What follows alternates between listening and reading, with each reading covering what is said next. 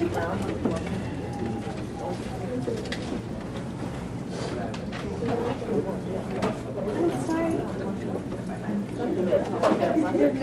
you.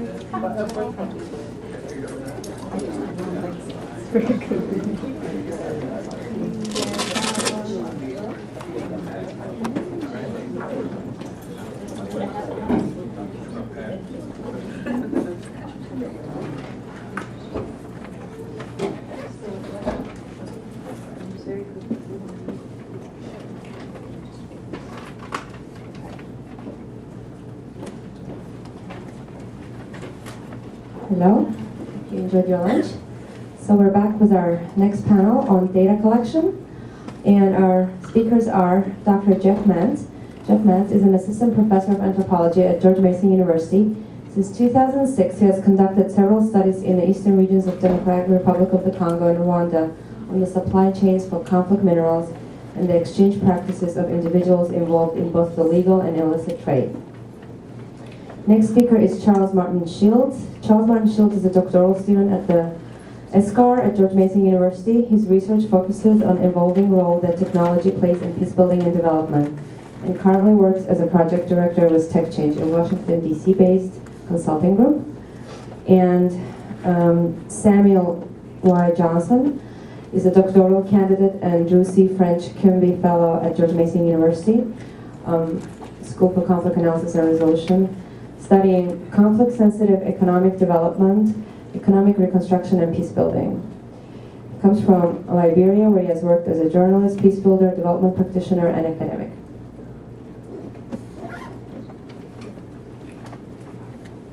Can I just do this here? Or? Yeah. I see this thing, I'm just hold it 4 to 5 inches away from the microphone.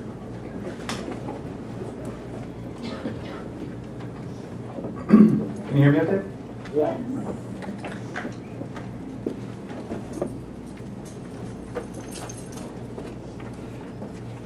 Many anthropologists and other qualitative data-minded researchers have long contended with a range of dangers while conducting fieldwork, particularly among those of us that swear by entrenched longitudinal ethnographic fieldwork, where we live for extended periods of time in infrastructurally underdeveloped, physically challenging environments. We've tended to endure perils that seem to persistently test our imagination. Every fall, I teach an undergraduate theory class to anthropology majors in their junior year. Few of our students have had at that point actually had the chance to visit any field context, but they nonetheless wonder longingly about the experience, evoking the well-known disciplinary tropes of Indiana Jones, Lara Croft, or perhaps now Tintin. I take care to actively celebrate each student's respective thanatos by giving them a long list of anthropologists who have been killed in the field.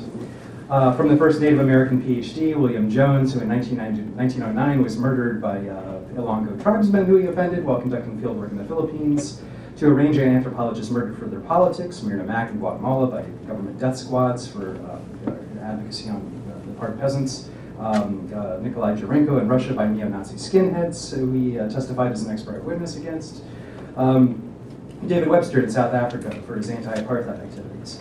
And then finally to the anthropologists embedded as part of these human terrain teams that you heard a little bit about before in Iraq and Afghanistan. Among all those, there's no doubt that the context we face often have the capacity to become physically traumatizing. Relaying this to majors is one heck of a recruitment tool. I'm not even that interesting, but I've been assaulted, threatened, robbed, and even shot while conducting fieldwork.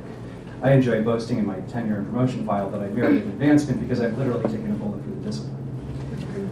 A 1990 study by Howell found that 42% of anthropologists have experienced some kind of criminal interpersonal hazard, such as murder, rape, robbery, or assault, while conducting fieldwork. And often the dangers experienced while conducting fieldwork don't even come from the ill intent of other human beings. Roy Rappaport once characterized anthropologists as that otherwise sensible people who don't believe in the germ theory of disease. This, of course, explains why we are typically so susceptible to such a range of afflictions: malaria, dengue, exotic parasites, worms, cholera. I even heard about this bug in the Congolese forest, that if it pees on your head, you're permanently bald in that spot. That was expecting that to get a laugh. Cholera, fuck, it makes you bald. Nonetheless, most field workers of this ilk continue to put themselves at risk, not because of some masochistic kind of wild-winding inclination. After all, our informants actually live in the places that we are going to visit, be it all for 1 or 2 years at a time. Or because of some sort of entrenched hypermasculinity that might otherwise manifest by participating in Fight Club or something like that. In fact, 2/3 of cultural anthropologists are women. Rather, we do it because we believe in the methodology. The extended time in the field site gives us the ability to understand the various cultural, religious, ethical, and philosophical registers through which our informants make sense of the world. Good data emerges from good questions, and one can't develop good questions until one first knows how, when, and to whom one is going to ask them. It is from this vantage that I want to explain why hurtling oneself into such dangerous contexts is quintessential to obtaining reliable and credible data. Data which is often thought not to exist, but data needed nonetheless by practitioners in order to sensibly move forward. In the two-field context within which I work, the collection of this non-existent data has been at the crux of my central research questions. In the Caribbean, on the small island of Dominica, one might learn of a historically Afro-Creole spiritual and religious practice called Obeah, similar to Badun and Santeria. If you go to Dominica and ask Dominicans about it, they will likely reply to you in one of two ways. Either they will refuse to discuss it, saying they don't know anything about it, or even that they've never heard of it, or that they will acknowledge that it has existed in Dominica, but speak of it in vague and often historical terms, identifying it as part of Dominica's heritage, but firmly locating it nonetheless in the past. With a sampling of a few dozen Dominicans, one could easily conclude that the practice of Obeah has become extinct. A couple of years ago, I met someone who was doing survey work in a village on the eastern part of the island, a village, ironically, known amongst Dominicans as for the acumen of its Obeah practitioners there, who, and this researcher confidently asserted that his data was conclusive that Dominicans did not believe in Obeah. Of course, this is far from the truth, though it would be easy to conclude, as this otherwise adept researcher had, that no data existed to indicate that Obeah held any significance to Dominican lives. Attitudes towards Obeah are actually complex and difficult to disentangle. Many Dominicans, despite their beliefs, regard it as a taboo subject for discussion. And even when they do discuss it, there is the ethical imperative that denying its existence is a precondition for subduing its power. Thus, the claim that Obeah does not exist anymore, or Dominicans no longer believe in it, misses the mark. In scientific terms, the consistent denial of the existence of Obeah might be reliable, and if you poll them, in fact the majority of Dominicans will tell you that they don't believe in it. And in that sense, there is a consistent cluster of responses to the question. But the data is just not valid. Questions about one's belief provide answers that are based on an episteme, a way of thinking, a Weltanschauung, where belief relates to sensory, empirical experience, rather than on a rationality that powers don't have to be seen to be powerful. And thus those questions are ill-suited for asking. In the eastern Congo and Rwanda, there exists a trade and a range of minerals necessary for the production of electronic products. These include such dense silicates as columbite tantalite, coltan as Africans call it, from which one gets tantalum, an ore necessary for the production of cell phones, Sony PlayStations, laptop computers, a range of electronic devices. Every year, the U.S. Geological Survey confidently publishes figures on the global production of coltan. And every year, Rwandan's coltan production, currently at about 15.5% of world production, rivals and often exceeds that of the neighboring Democratic Republic of the Congo, currently estimated at around 12%.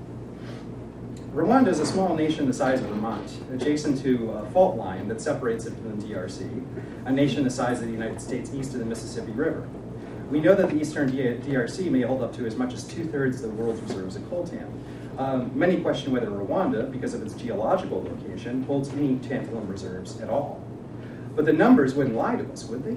In fact, they do, and part of the reason that they do is because, with such alacrity, is because of the core assumptions outsiders have about the legitimacy of data collection processes. In fact, a decade-and-a-half long war in the Congo and rampant networks of smuggling and mineral laundering challenge both the reliability and validity of most baseline data on the mineral trade. Let me take up the first instance of the Caribbean, where we get information about Obeah that might be, in scientific terms, reliable, but not valid. In a paper I wrote a few years ago, I told this story about my informant, Choche, who consistently criticized my interest in Caribbean witchcraft. He'd say, "Awa, no way, you're such a smart fellow, why do you study these things? You'll find nothing." He would sometimes scold, shifting back and forth between creolized French and English. And we spent many hours discussing why anthropologists were so interested in such things, how such scares and panics around the occult could symbolize larger kinds of cultural practices and anxieties with economic changes and so forth, or indicate challenges to existing orders, typical sorts of things that anthropologists are interested in. Most of the time, he would nod politely. Always he would proffer some of the same stubborn disavowal of the existence of any kind of supernatural beings, the sorcery, the occult, any of that sort of business. And he would plainly did not share my interest in explaining how reports of such supernatural phenomena could actually be explained as culturally contextualized expressions of social anxieties. So one could imagine my surprise when, after 14 months in the field, that we sat atop a hill one night overlooking a couple towns across the valley, and he started to tell me a story. Pointed to one village and he said, "Wattenwaven over there, and you see that?" And I nodded. "And Warm Prosper over there," and I nodded. And he goes, "Well, it's a funny story. It was maybe 20 years ago, 20 years old, and it was a full moon like tonight." And he starts giggling. One Sukuyan, I'll tell you what a Sukuyan is in a second, flew from Warm Prosper, and another one out of Wattenwaven. And when they meet, boy, they vex. So they start fighting, and all kinds of sparks are flying about. He concluded, bellowing so heartily that he was barely able to finish through his choked laughs. That was a sight to see. Sukuyans are vampire witches that fly in balls of fire at night.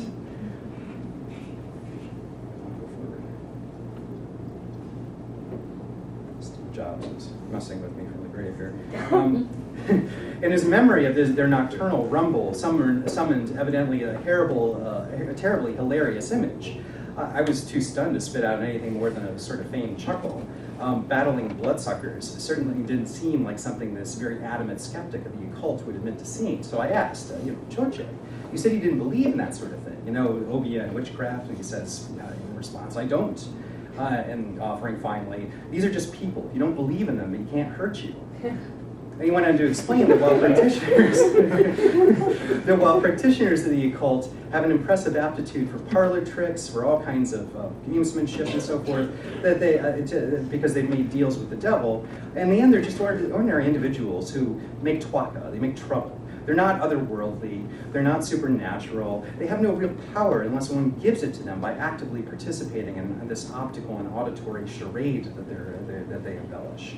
So, Choche's explanation offers insight into this kind of epistemic sort of understanding of the unknown in Dominica that is based on the denial of sensory perception, as opposed to a system like that valorized in our more scientifically oriented North Atlantic societies, like our own United States, where empirical observation forms the basis of truth. Here, there's little cultural interest in either refuting or proving the existence of the occult per se, in the sense that it's it's already an exigent practice within which some people engage. The "is it real" factor that persistent Western researchers of the occult commonly encounter when we try to explain their work, is it real? Is the Obeah real? Has far less resonance and meaning in this context. Rather, it's the power of the occult within which Dominicans are concerned. It's the power that it has. And the occult achieves its power as individuals acknowledge the formation and the information obtained from their sensory perceptions is evidence of an effectual supernatural landscape, to borrow Choche's phrasing, in which practitioners are seen as more than mere people. To this extent, witchcraft panics could be viewed as instances in which there's a substantial segment of the population that has failed to adhere to social rules about the importance of denying, in principle and practice, the existence of the occult. In effect, they've been enchanted by the power of something. This could be an individual, as we should, or perhaps a socioeconomic relationship, and accordingly have become participants in structuring that relationship. In other words, if one accepts the proposition that what you do not acknowledge cannot hurt you, there is the inverse proposition that recognition engenders submission. Very different sort of episteme than when one would approach it. Turning to the Congo, we have a situation where data is neither reliable nor valid. And it's most expressly manifest in a major policy change that we introduced about 2 years ago in the United States. The 2010 Congo Conflicts Minerals Act, which was signed as a section of the Wall Street Reform and Consumer Protection Act, known more popularly as Dodd-Frank. Congolese refer to it as Obama's Law. What prompted its passage was a sustained campaign by human rights and environmental groups concerned with the devastation of the Congo and its inhabitants by a deadly conflict that was being financed in part by the trade in minerals essential to digital technologies that are abundant in the Congo, such as columbite tantalite, coltan. Coltan's a dense silicate ideal for storing electrical charges for prolonged periods of time, and heralded by some in the scientific community as the holy grail of the digital age. And it's become this kind of critical ingredient in all these sort of popularized and mass-produced electronic devices like mobile phones. And minerals found alongside coltan, such as cassiterite and wolframite, tin and tungsten. From tungsten, you get has a number of different industrial applications, but it's also deposits yourself and it's divide grade.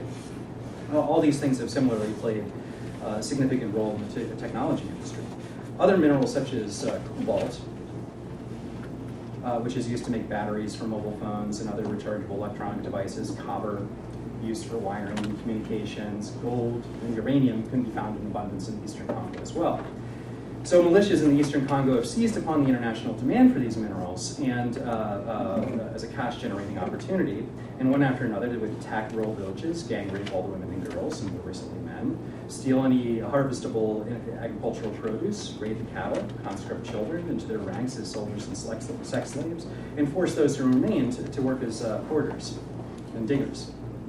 Over 5 million have died mostly from starvation. The majority of the world's remaining lowland guerrillas were killed, either for their meat by starving villagers or by militias as a symbolic message to the international community to stay out of Congolese affairs. And deforestation and other environmental degradation in a forested area known as one of the planet's two lungs, the other being the Amazon, all from mining and war, has reached critical levels. So you can see why this has become a compelling argument within these NGOs and the international community. What I want to suggest is that the regulatory and development efforts aimed at the Congo, namely Obama's Law, are problematic for myriad reasons, but let's take up the issue of what kinds of data that regulators and policymakers have relied on to lay claim to harsh limitations they want to place on the Congolese mineral trade. The argument tends to go as follows. Congolese have been victimized by warring militias. Various Congolese middlemen buy from these militias and thus continue to perpetuate these atrocities by giving them funds to purchase munitions. And then finally, by requiring American companies to demonstrate that they exercise due diligence in ensuring that they do not purchase minerals from dirty sources, that this law will stop these sorts of atrocities from occurring.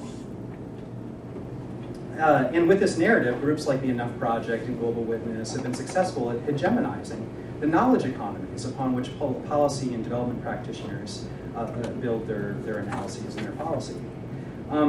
The data upon which they rely, however, is suspect. One intelligence industry contact provided me about 3 months ago with a declassified Excel spreadsheet containing labor and trafficking data on hundreds of mines. I literally thought I had hit a gold mine. All of which was gathered, as I was somewhat dismayed to realize, from open sources that were published online by various NGOs. There's really no direct intelligence gathering, apparently, in Central Africa. So they just, the Central Africa desk will just mine whatever exists online and put it together. So more than half of what I saw was just dead wrong. Sites were misidentified. They were grossly off in terms of labor estimates. Sometimes mines were associated with the wrong minerals. Sometimes the locations were in the wrong provinces. Things that were, they were sometimes just about basic geography.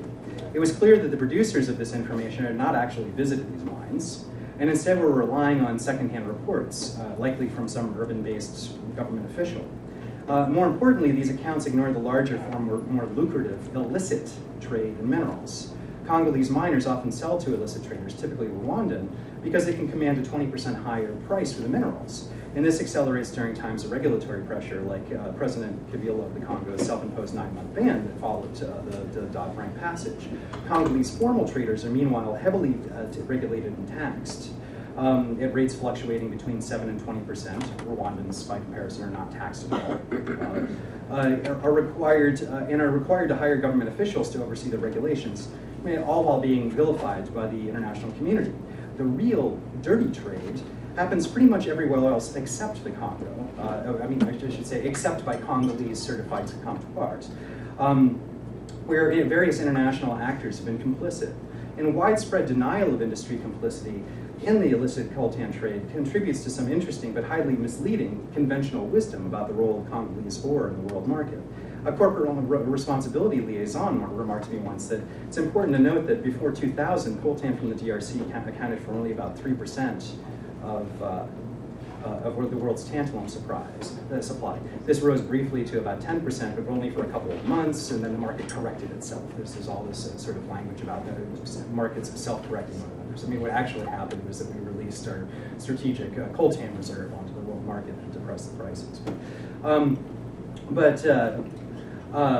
Even within the rather conservative assessment of the role of Congolese coltan in the world market, the analysts went on to concede that it's suspected that much more coltan is exiting DRC than reported, to the detriment of DRC's export taxes.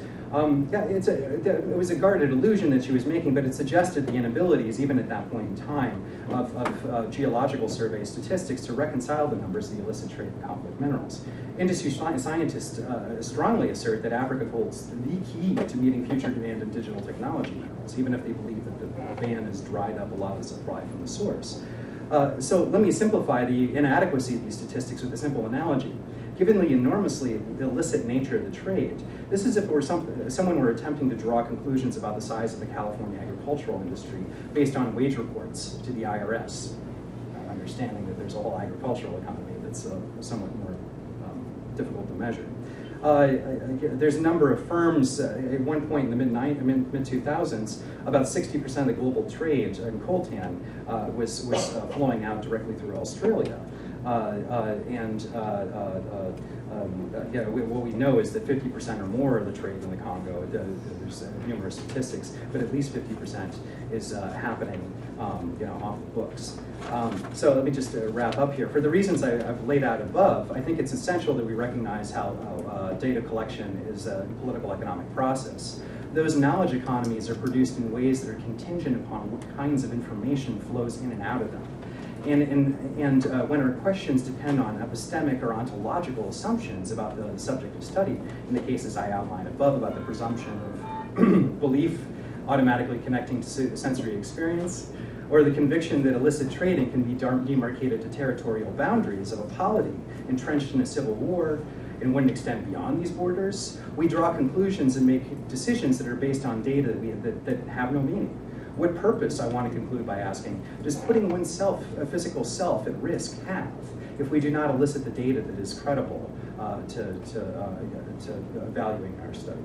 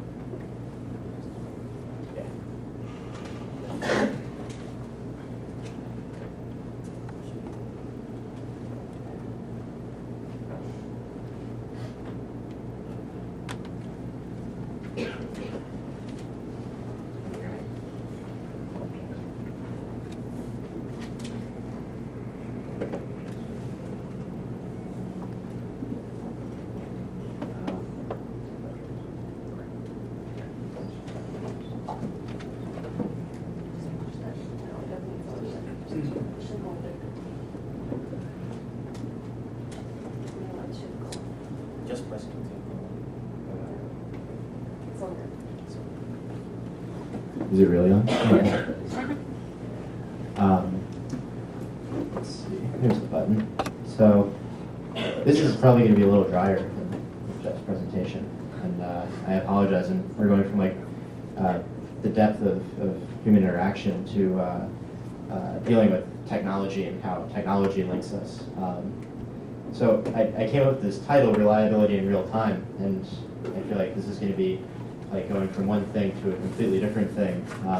But I'm excited because we get to talk about crowdsourcing, and we get to talk about something I think has excited a lot of people, especially in the policymaking community, around kind of high-risk settings and tracking violence. But at times I feel like the idea of using technology for this kind of outruns the practicalities. So I just kind of want to talk about that, especially in terms of a research perspective. I think we see a lot of operation, but very little about research method up to this point.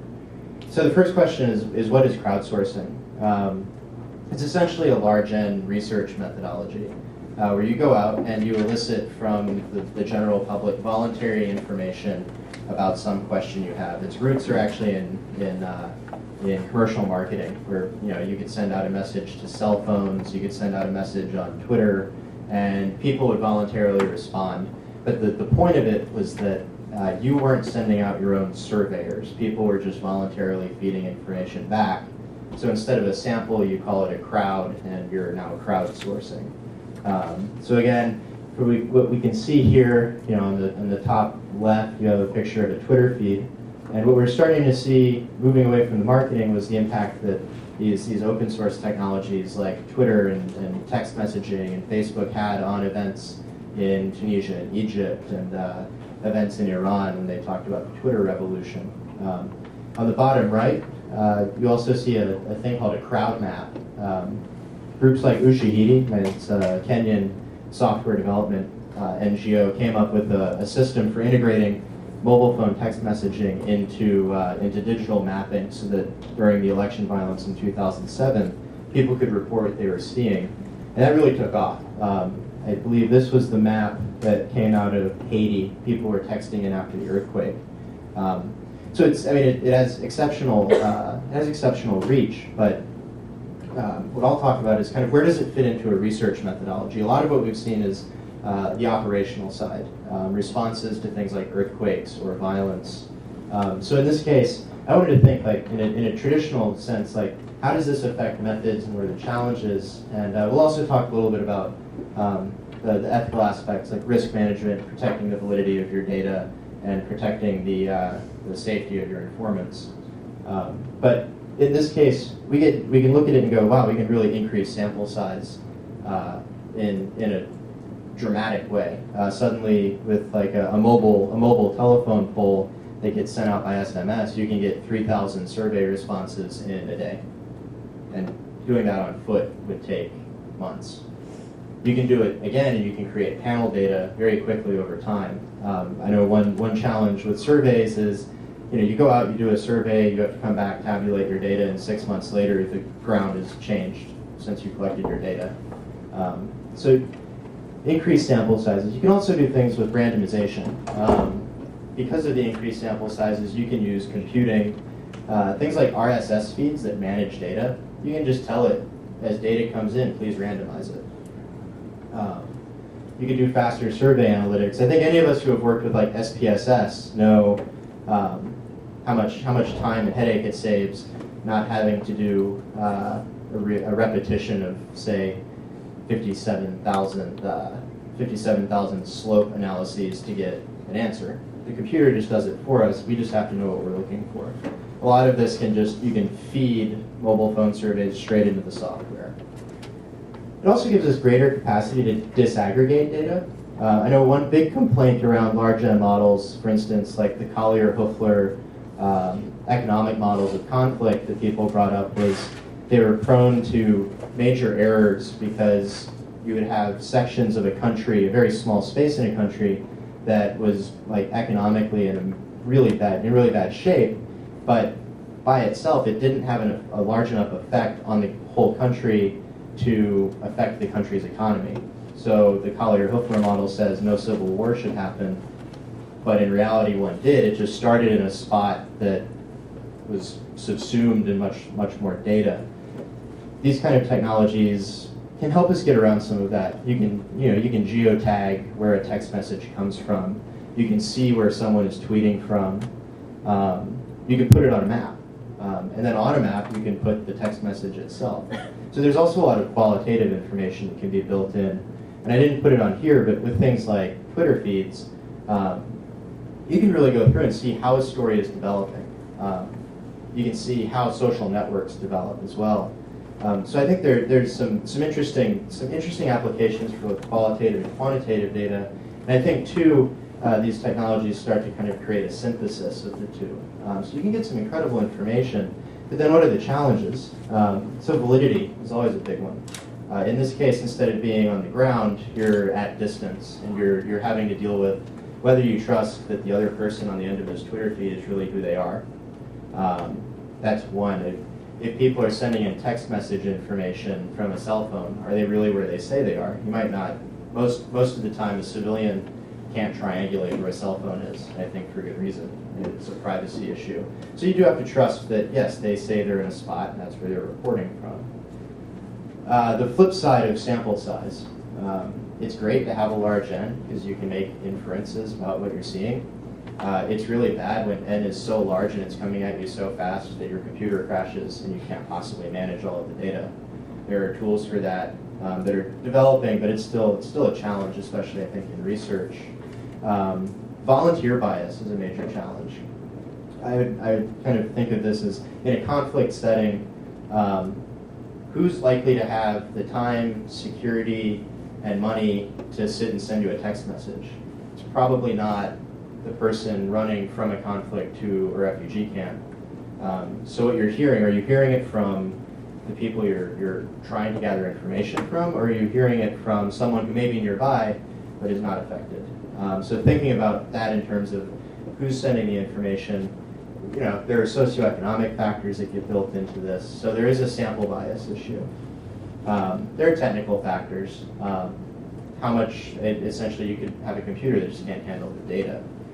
You yourself might not be a computer programmer, and I've run into this a couple of times where, frankly, you can't load something unless you know how to write code. I don't know how to write code, so I'm lucky to have friends who do.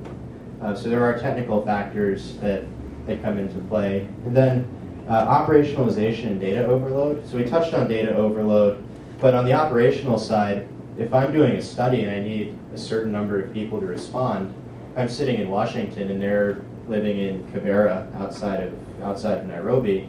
What are the challenges now? You have geographic, you have language challenges, you have connectivity issues.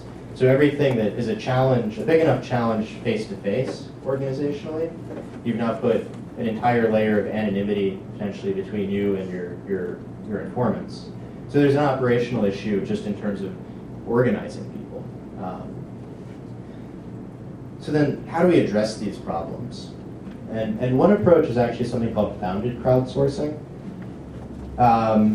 Essentially what you do is you say, instead of looking at the entire population of a region, I really only care about women aged 18 to 24 in like the Kibus. And if I put out a mobile phone poll, there are companies like GeoPoll that have agreements with the mobile phone carriers. They can actually go through and send specific requests to phones. So you know who you're receiving from. Within that bound, you now have at least some control over the size of your sample, the number of respondents, and then what data you're getting back. You can also do simple control variables. In this case, it might just be, if I'm looking at Twitter feeds, I find a feed that I trust. An example, like in Egypt, when the uprising was happening, I trusted Mona El-Tahawi's Twitter feed. She's a reporter, I knew who she was. So I could say, like, that's my control person. And if I see something way different than that, not to say that it's wrong, it just warrants more inspection. Same thing, I think that feeds into trusted sources. I think we've heard about this as well from other presenters. Trusting who you have on the ground, trusting the information they're giving you. I think that kind of gets at ground truth. And there's no technology that can get you around that. That's just the nature of research. There's technical methodology. For instance, there's a piece of software called Swift River. It has a lot of tweaks that need to be done, but what it's doing is essentially getting smarter at helping researchers call through and parse out things like Twitter feeds, mobile phone messages. You can tell it, find me everything with a word, Tahrir Square in it, and it can start looking at the places you've told it to look. So it can at least get a lot of the noise out for you. One thing I look at is trend analysis. And an example is some research done by a guy named Patrick Meyer, who does a lot of conflict mapping. He looked at how information flows after disasters, and he found that it flows in what's called a log power distribution. So when the event happens, you get a big spike in data, and then it tails off into a long tail. Knowing that if there's another earthquake, and I'm looking at a bunch of data that starts off real quiet, and then out of nowhere, I get a spike months later, I at least know, okay, it's probably not the earthquake that caused that spike in data. It might be a public health problem. So there are ways to go through and go, okay, this has nothing to do with collapsed buildings at this stage. It has something to do with a secondary factor. And then in the end, there's just ground truth. In some cases, there's just nothing technology can do to replace taking the time to get on the ground. One of the best things I heard was from a guy he's a citizen journalist named Sanjana Hadatua, does a lot of work in Sri Lanka. He did a lot of work during the war, and he always says, his thing is the right method, the right technology for the right setting. If you've got to be on the ground, that's the way to go. In some cases, the best technology just is not a replacement. So we'll move into kind of risks. So we talked a little bit about validity, but then there's risks in the information space that I think are different than if we're doing like on-the-ground qualitative assessment. I've kind of picked, the black hat. It's a reference to black hat hackers who are essentially criminals who just go out and steal information, collate it, and resell it. But think about who's listening. I mentioned criminal networks, security services. Michael talked about security services earlier doing things like subpoenaing information. Well, they might not need to, because if it's on the internet, they can go find it. Is it legal? Maybe, maybe not, but is it legal to make an academic talk about their sources? Well, that's not legal either necessarily, but Michael made a good point. So if you're working in a security environment where, you have an autocratic government, expect that they're looking. The other side of it is law enforcement, and it kind of goes back to what Michael talked about earlier too. Things like Twitter feeds and Facebook profiles can be subpoenaed. And to be honest, they're not that secure to start with. And that kind of gets at the picture on the bottom right, what happens to things like informants when information goes bad. This is a photo, it was from Nuevo Laredo, Mexico. People had organized, it was like a citizen organizing movement to use Twitter to try to break up the activities of the cartels along the Mexican border. And essentially what the cartels did was backtraced information to who was sending it, killed them and hung them from the bridge over the border with a note saying, if you keep tweeting about us, this will happen to you. Human trafficking, there's an example I'll talk about. I want to thank, in the back is a guy named Rob Baker. He's an expert on this stuff, especially information security. He told me about this, and this was something I never even thought about in terms of developing this system for achieving a human trafficking program in Haiti after the earthquake. And then the other is basic information attacks. But two I'll focus on. The Haitian child trafficking really struck me because it was a situation where you had lots of data that was out. None of it by itself was very useful, but if you pulled pieces of information together from very disparate sources, you could figure out where orphans were. You could figure out whose parents had been killed in the earthquake. And you could build a profile of yourself that made you look like an uncle or a family member that was convincing enough to have a kid handed over. No individual data collecting service or group or agency had this in mind. And to be honest, I don't know how much you can control for this, but being aware of the fact that, if you put up information about who's died and where, That can be used by the World Health Organization for response, but it also tells you about something about people who are at risk. So there's a double-edged sword. Another one, and this is, it's a little apocryphal, but I trust the guy who told me about it. Is security services triangulating mobile phones in Kenya. The first thing about SMS text messaging is it's quite possibly the most insecure system of sharing data that you can imagine. For two reasons. One, the data itself isn't very secure. And two, every time a cell phone sends a signal out, it sends it through a series of towers. You can use those towers to figure out where the phone is. You don't need GPS in the phone, you can just triangulate it. And what he said was happening in Kenya was when they tried to do a police brutality, police misbehavior, SMS text messaging program, people would send in a message and then disappear because police and the government control the cell phone towers and control how to track information back. They apparently came up with a way to work around this, but it took a lot of planning. So that's not much fun to hear about. What's more fun is a case of success and lessons learned. Unfortunately, a lot of lessons get learned in this space because we make mistakes. But the case that I like to point to is the United Nations Office for the Coordinator for Humanitarian Affairs did a crowdsourced map like the one we saw on the first slide for what was going on in Libya, the revolution. They, before putting the map out, came up with security procedures. They knew that they're in an information insecure environment, so they had, the map was password protected, they had predetermined people uploading information. So essentially they built their own control variable, which was this bounded crowdsourcing group. And as they got more information, as they got a better handle on the ground and who was acting, they opened it up. They opened it up to the general public. I think the map remained under lock and key. You couldn't just know, it wasn't a public forum, but they opened up the map incrementally so that actors could start feeding more information as they got a handle on what was happening. So the lessons from that was that they maintained their security procedures and they protected their information. And what's even more important is the security procedures were in place before the map went out. This wasn't like they weren't chasing their tails the whole time, which helped them protect their informants. They knew who was calling in, they knew who was texting in.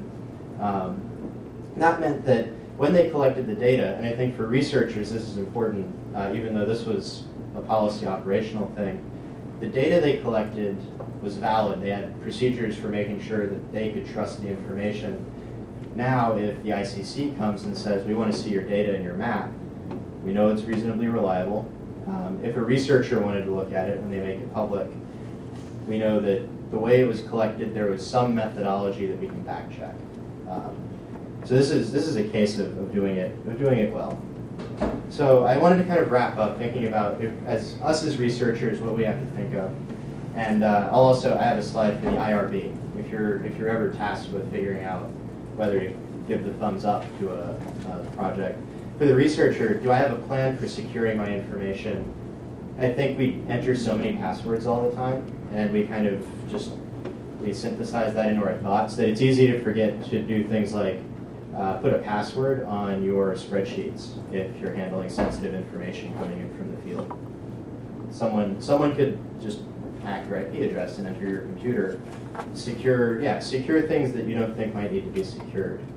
And the other thing is, have I thought of as many ways as possible that my data could be stolen or that it could be misused? In the case in Haiti, no one expected that. And in fact, it'd be really hard to back check it because it was only a small portion of each piece of data that was being used. But thinking through all the different ways that it could be misused. Risk to the informants if data is stolen, and with that in mind, how am I making this untraceable? Am I using code words? Am I putting something in that makes it clear to me who's texting me or sending me information that is not clear to an outsider reading it? And in the end, if identity and information security is too big a risk, should I just do this in person? If I don't know the ground well enough, maybe I should just go there and share the risk with my informants a little bit more. Then I think for the IRB it's a mirror thing, but does the researcher have some way of monitoring their data flows? The in the end, if they get a flood of information and they can't do anything with it, it's not a good study. So do they have the tools in place? Have they found a technical expert to help them get through these problems? A lot of us aren't developers, so is there someone on hand who can help them? Have they budgeted for that, or have they planned for it? How many degrees of separation is an interesting point that I came to. If I'm just reading random Twitter feeds, that's a pretty big degree of separation. If I'm eliciting information from people, that's a pretty close relationship. They have security procedures and passwords in place, and if they're using SMS text messages, which are pretty easy to hack and read, do they have procedures in place for anonymizing information or making sure information looks relatively benign, except to them who know what they're looking for? So that's kind of just an overarching introduction. There's a lot more you could talk about with the tools themselves. That's a different conversation, but thank you, and I'll hand it off to Samuel.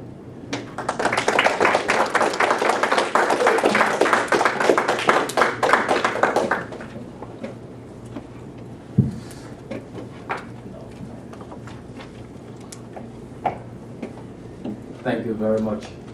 I'm going to be old school today. I'm not going to use the laptop, I'm sorry. But what I'm going to talk about, you may find it resonating with all of the presentations since the start of today. I'm going to look at the issue of how do you make sense of limited data, depending on how you construct the data. How do you define a data? And my own research has been mostly in the area of quantitative data, collecting numbers, collecting surveys. And that is what I'm going to be focusing on based on my experience in Liberia specifically. Most of the countries we're going to be working in, or we are working in, are all post-conflict societies, which means they are trying to reborn, re-evolve, redevelop after years of war. In the case of Liberia, which I think is very, very relevant to our discussion, this is a country that went through one of the worst civil wars you can imagine on earth. And following the civil war, along with the civil war, everything got destroyed, every social infrastructure. And so here you have, you've been granted a visa, you're at Rabat International Airport, you've taken a taxi, you're downtown Monrovia. Your first point of call is the National Archive. Only to arrive there, you see boxes that have either been consumed by termites or just messy because the building got destroyed, rain fell, and all of the documents are soaked in water. What am I saying? That is the situation of Liberia even to today. Administrative data sets are all gone. They are still trying to rebuild the national data system. Vital statistics, information on birth, death, mortality, mobility rates, you just name it, at the national level are all gone. Even in instances where found from secondary parties like the UN, the international NGOs that are working in Liberia, there is also the question of the commonality of definition. The definitions for a particular variable is not the same as you move from one organization to another. Take the instance of variables associated with former child soldiers. If you went to NGOs like Save the Children, maybe Oxfam, you see it in a data set. If they allow you to go through, but sometimes they don't, you see the mention of child soldiers. Or if you scan through UNICEF database, you will see something called CAFS, CAFFS. That's how they define it, because for them, as far they know, a child cannot be a soldier. And so they prefer to refer to it as children associated with fighting forces. But then, you sit back and ask yourself, who are those fighting forces? Is it just a bunch of guys who never took up arms but decided to use the state of fear that was in the society to carry out some kind of violent act that will ensure their survival? And I'm saying this because I lived through a civil war. I've seen these things happen. And as part of the process, they grab those younger ones and say, hey, look, come on, my boy, let's go. grab some stuff and bring for your mom. Is that a child who has been associated with fighting forces? Is this group really a group of fighting force? Besides that, you flip the question the other way around. In terms of the DDRR process, that everybody speaks so glowingly about in Liberia, which I have my own questions about. Who were these guys that really turned the weapons over? Were they really fighters or former soldiers? Because I know of instances, guys when I went to school never took up arms, but they use it as a means to earn an economic leverage. There were great scholarships afterward. Once you turn in your arms and you sign up to go to school, you get paid for going to school, basically. The school fees are paid, you are given a monthly stipend for as long as you can remain in school. It's not about maintaining the grade. And these were brilliant guys, so they could maintain the grades. I know a guy now who's an IT specialist in Liberia who went to school as a former doctor, but he's not. So how do you really define these variables? That's the first challenge you find as a researcher going into such place. That your definition of a term may or will not be the same as the organizations that are working in the environment. And so you come to find that as credible as their data set may look, the finding may not be credible because the two of you were not measuring the same thing. And so, another issue with managing data in Liberia has been the question of mostly secondary data sets. The government itself sometimes relies on secondary data sets. And normally, it should be the other way around. It should be from Monrovia to Washington or New York. But it's the other way around. It is the World Bank that goes in, pay researchers, collect the data set, bring them to Washington. I've been trying to do some sort of work recently on looking at poverty reduction strategy. There's this big buzz about it being successful. If you went to the World Bank website now, you Google Liberia, you see beautifully written reports. But if you begin to compare what is written in the report with data from the country, with other studies that have been done, you get to realize that there is a big conflict. When you talk to the people in Monrovia, can I have a data set on the last core welfare indicator survey? I want to look at the trend of income, for instance, basic development indicators. And I was talking to a friend who works at the Ministry of Planning that has been the coordinator for all development interventions, the poverty reduction strategy, all of the questions of data management. And I was shocked when he said to me, Sam, yeah, we did that study. But guess what? I said, what? The guys from the World Bank were the ones who paid for the study, so they took the data set to them. This is Liberia, this is a national data set, right? And that is just another challenge you may encounter. The next challenge would be, what if you decided to go into the field to collect your own survey data? The first thing you're going to bump into is that this is a country whose population has been saturated with data collectors since, I think, 1993 or so, as far back as I can remember, for as long as there was a law in the fighting. And so we enter a community, the people see you coming with the glasses. The old man will sit in his hut like this and look at you. Hello, old man. Hello, my son. How are you? Which is traditionally a Liberian setting. They usher you in and give you a glass of water. I mean, that is common. Depending if you're in southeastern Liberia, they give you cola nut with hot pepper. And if you're not someone who can eat the hot pepper like myself, there is nothing wrong with saying, thank you, but I cannot eat the hot pepper. And then the next thing he sits and gets you comfortable and he asks you, what can I do for you? And you say to him, I'm doing a piece of work and I came to talk to you. Talk to me about what? I just want to ask you basic questions. Basic questions about what? And you begin to say, well, it's about your family, how you've been living. The next thing he says, oh my God. Another one again. Because they've been living through it. They barely have time for themselves. And for them, they found that most of these data collectors, these surveys that they take part in, it is becoming useless for them. You have to understand that in years back, before Liberia reached a stage now where it is being described now as in a developmental state, it's no longer in an emergency state. Every time people went to collect household data, they went there and provided the people the expectation that there's some relief was coming in. And most times, 5 out of 10 years, there was some relief that was coming afterwards. Whether it was associated with the survey that was done or not, that we don't know. And so people over time have developed these expectations. Now all of a sudden it's no longer existent, yet you keep seeing surveyors in the field, in their houses, at their doorsteps wanting information. And most of the surveys that we do, I mean I'm saying we because I too am a part, because of the literacy level in the country, you cannot do a telephone survey, you cannot do a mail-in survey. Even if there were literate people, the postal system is so messy that you just cannot get mails moving from house to house.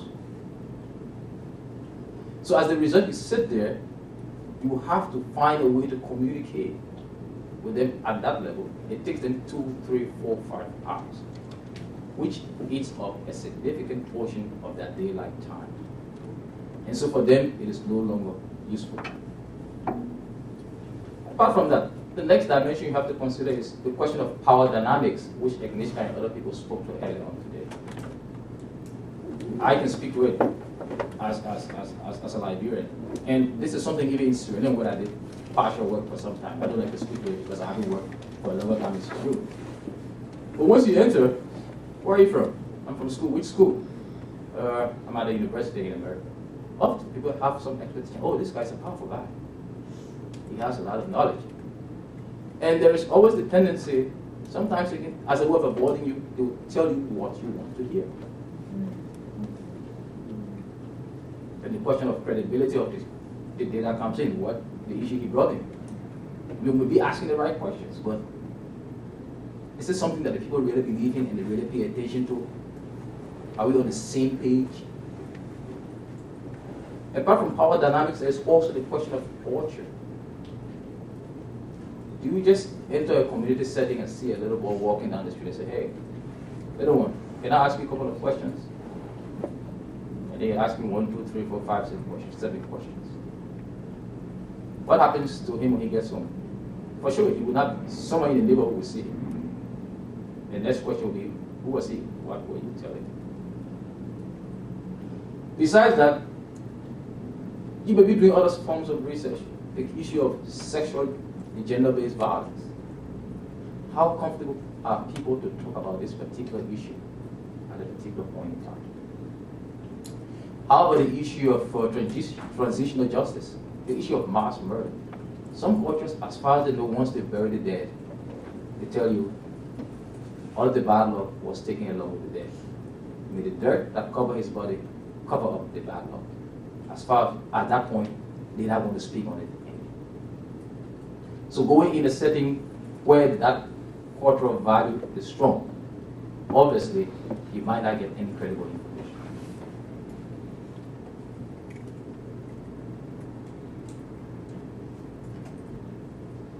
The next thing is, even at the secondary data level, at the administrative data level, where you have people who are willing to give you secondary data, there are people who just feel that something is just wrong with giving you the data set.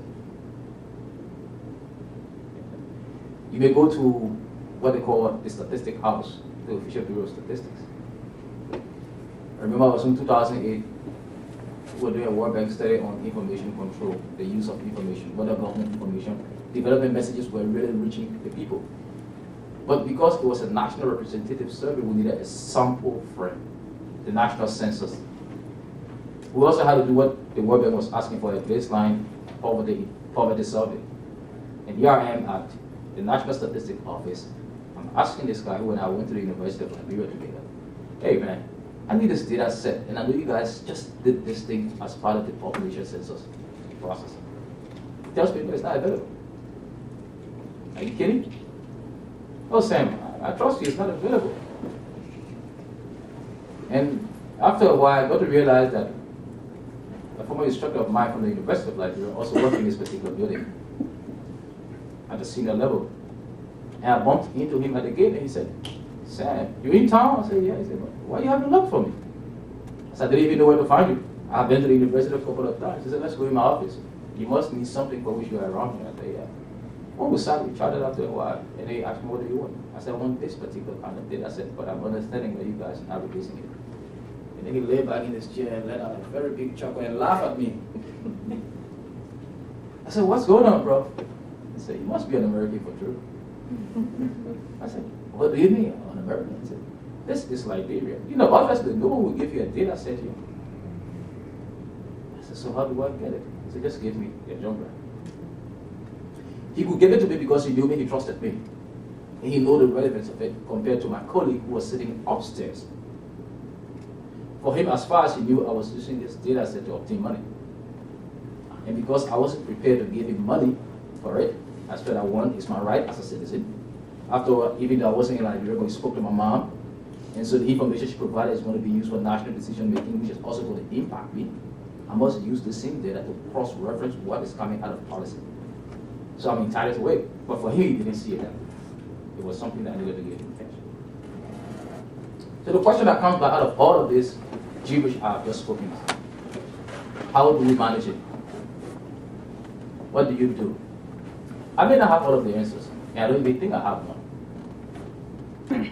But the way I have worked with it, I've always tried to build in local contacts, especially working in the field collecting survey information. I go to Liberia this coming summer. Yes, I'm a Liberian, I speak the Liberian English. But I don't go there pretending to be someone who knows it all. I tell everybody, Liberia is a small country. There's a famous joke about Hitler in Liberia during the World Wars, when the US was using Liberia as a springboard to attack Germany. And Mr. Hitler is looking for this place on the map called Liberia. Couldn't find it. Why? His thumb was on top of Liberia. And that was what saved the country. But it's small, but very complex. And so you go in, you cannot go in there with that expert knowledge. Yeah, it's a good background, I call it, something to guide you as you go in, but you always need to go in and try to build local contacts. In instances where you have to go into the field in a particular setting, I always tell people, I go there the day before I want to do the survey. Go in and walk to a drinking spot, a bar, somewhere where people gather. And I just hang around and listen to the discussions and try to build connections. Apart from the connections you build, you have a feel of what is obtaining in a particular setting at the time. The same goes with secondary data issues. Having a local counterpart, someone who trusts you and who believes in the value of your work, can open doors for you and enables you to get a lot of this information you want. Another thing in terms of cross-referencing, it's always good. You may have your own definition for a particular data item for a particular variable, but it's also good to look at the definition that is being used by agencies that provide the data sets that you are going to use. For some secondary data, for poverty that I'm doing, I've been using Afrobarometer database. They have a very good data set on Africa. But to be precise that we are saying the same thing, and to save me from the difficulty of providing conclusion that is not based on the data set, I try to read every line, every sentence in their data code book. It is always important that you know. And even if it is not something that you agree with, then you know, hey, this is not what I'm looking for. I have to go back. But equally so, like Agnieszka said this morning, sometimes it's going to be flexible and strategic with your questions. So it's never good to go in a setting like that and have just one particular research question. It's always good to have sets of questions that you can play around and flip around. With that, I think I'll stop here.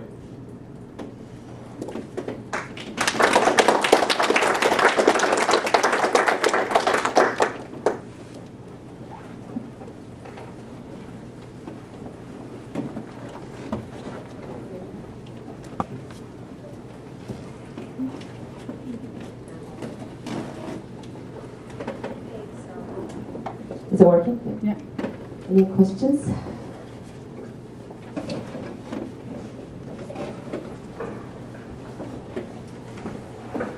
So this question is for Jeff.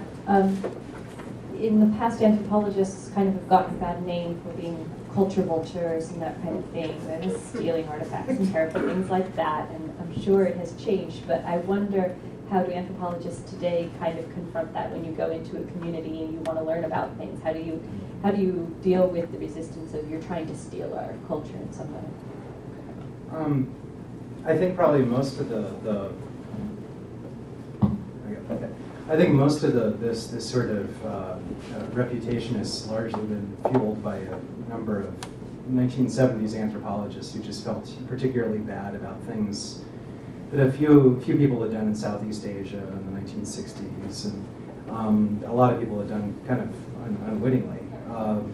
The discipline, I have to say objectively, has been much more progressive on this account than some of our colleagues in the humanities would sometimes be led to believe. Certainly in the 20th century, I mean, I think since Boaz and Malinowski, at the beginning of the 20th century, I think we've had a fairly good track record. I don't think there's a lot of anthropologists who have thought about it since the 19th century in proprietary terms. I think probably the kind of travelogue experience or the collecting of artifacts kind of experience, the discipline has done a very good job of policing itself and being concerned about. Ironically, for all these critiques, what it's done is to drive a lot of anthropologists away from the field, so that people end up having a kind of approach to culture that's based on the accumulation of literature and art and all these kinds of things that don't directly engage people. It's actually had the opposite, sort of this reflexive movement in anthropology, I think, has probably been had the opposite intent of what it was trying. But I don't know. That sort of thing used to bother me more. I think when I was a graduate student and I was saying, "Oh, we don't do that." These days, I just don't. I don't see a lot of my colleagues who are serious ethnographers behaving that way. It's been much more the case that a lot of anthropologists have been, actively concerned about how to make this information useful to their informants. I think a lot of us think of this in terms much more of trying to impress like our informants and trying to make the data useful to the informants than it is to our colleagues in the social sciences and humanities and towards the publishing industry or any of those kinds of things, which there's sort of a scholastic or institutional pressure on you to do that. But I don't actually buy that it's a real problem, I guess. I was just wondering, from the community's point of view, do you ever experience resistance when you go into a community and they see you coming and they're like, "Oh, here comes the white man again"?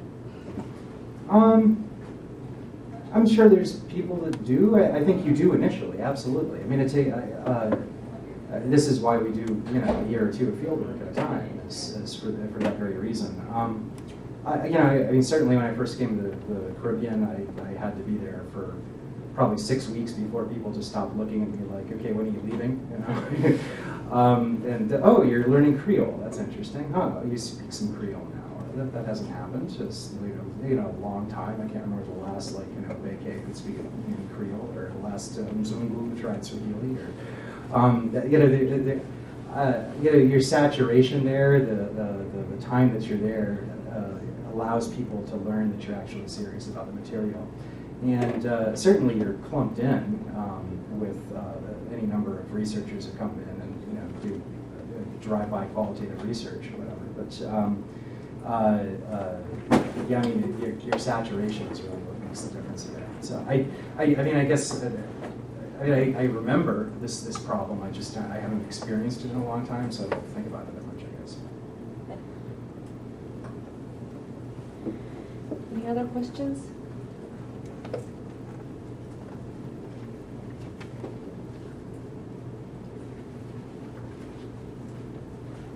I guess no.